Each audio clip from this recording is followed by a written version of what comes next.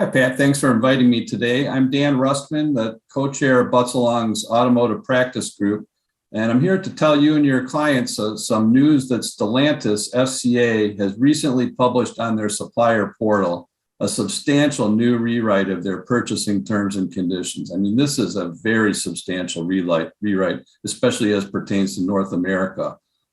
There's numerous commercial and legal terms which are not just a rewrite of the old terms, but they are a departure even from some ordinary industry practice. Just some examples.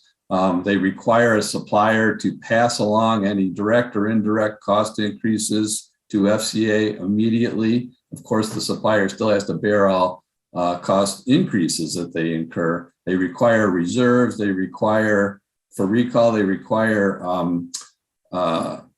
building a bank at the FCA's discretion. I mean, this is just the tip of the iceberg. They're very substantial. We're preparing an analysis at Butzel Long, which will be available for our clients, and we're trying to figure out, we're talking to OESA about how we might be able to publish that more broadly and to you and your clients, Pat. But this is something that everyone should be aware of that does business with Stellantis FCA, that these new terms are available, and they should go review them immediately with their counsel and financial advisor.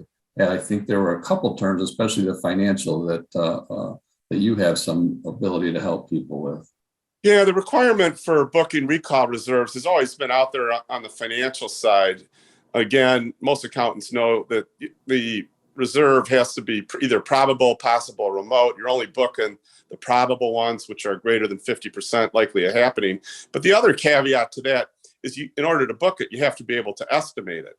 And we have an algorithm that allows our suppliers to estimate recall liability depending on whether their part is considered a safety part, in the types of cars and size of platforms and the whole host of things that would go into that calculation.